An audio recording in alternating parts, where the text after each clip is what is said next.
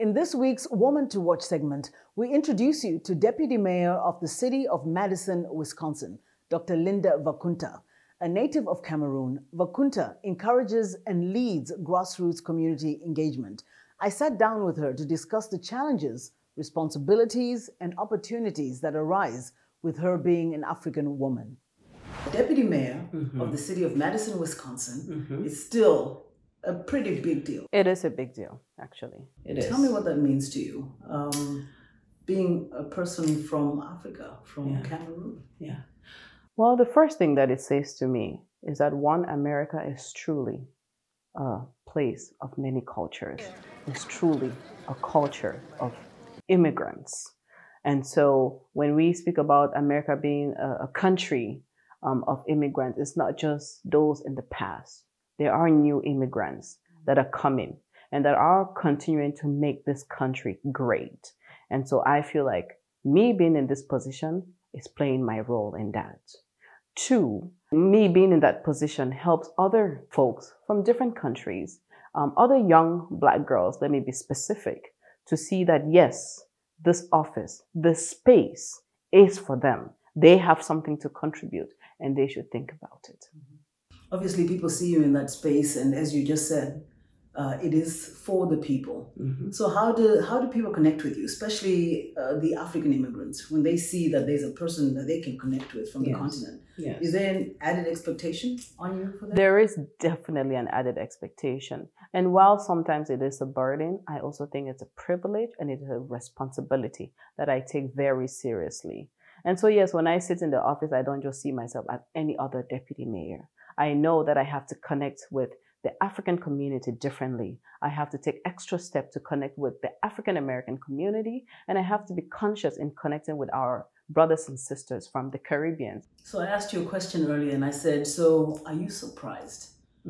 Or did you think that you could aspire to the levels of where you are now? You know, you're a doctor, a PhD holder, and then you're this deputy mayor, but at the same time, you've had very high level positions as well, executive director of organizations. And you said, no, actually, I expected this. On an individual and a very personal level, I'm not surprised because I tend to focus on the work that needs to be done. I don't care if it's at City Hall or in the marketplace. I will go where I can work to find a solution. But when we stand back and we look at my story, the daughter of an immigrant coming from a middle class sort of family, yes, it is a bit surprising, right? That, you know, I went all the way, I got this PhD, and I'm now in this position.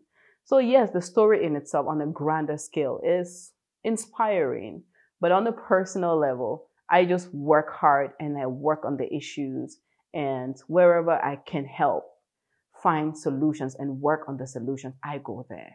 So what's your passion and what do you hope to do, especially for the continent you're from? My passion is to create a world where everybody thrives. What keeps me at night is the inequality in the world. The fact that in some spaces, even here in the US, we have people who have 3 meals a day. And in other spaces, there are kids who cannot afford 1 meal a day. That keeps me up at night. And so my passion is to work in all ways, whether it's policy, programs, practice, to ensure that more of us humans thrive, because I think we can. We have enough resources for that to happen. And two, one of my biggest passion is giving the youth power. Tell me a little bit more about that. The future, I believe that the future is with the youth. We need to provide them the resources. We need to give them space. They have innovations, they have ideas. A lot of them want to work, right? And are we giving them those opportunities? Look at the African leadership. Most of it is male, and most of it is above 50. And look at the population of Africa, very young. You cannot expect an older leadership to have innovative ideas for young people. The young people have the innovative ideas. And what I want to see is for them to be given that platform, the skills, and the knowledge to make it happen. Because if young people come into power, and when I say power, it's not the big thing. Power is at all levels. They can create a society that works for everybody, for the 80-year-old and for the 80-year-old. So I'm very passionate about young people. Dr. Vakunta, you are a young woman holding a lot of responsibilities, and you're from Africa. I'm just curious about what that means in terms of how it manifests. How would you explain your challenges or the opportunities that are presented to you as a woman? Sometimes we try to put a cap on women's ambitions. I remember when I was doing my PhD, and I remember an African man saying to me, "Oh, don't have too much education because it would scare men away from you." So that tells me that we're already putting a ceiling for women. And of course, being a woman in leadership position, you're kind of questioned to a certain degree, especially when you're young, right? And you're working with older men. It takes them some time to adjust to the fact that you're a woman, you're young, and you have an accent. But what I do is I just keep doing my work, and I just keep working hard. In terms of the advantages, I really think that female leadership is special. We see things differently, and we bring a different perspective, and I think that's really, really important. So busy as you are, doing what you do daily in your capacity as the deputy mayor, you have a radio program. I do. Every month. Yes. Tell us about it, and what is your message? So it's called the Pan-Africa Radio Show on WORT 89.9 FM in Madison, Wisconsin. And I used to host it every weekend for 8 years. Of course, now with my role, I only do it once a month. But basically, we bring Pan-African music to people, and we talk about the culture and the history, and we interview musicians, filmmakers, even politicians on what they are doing to effect change on the continent.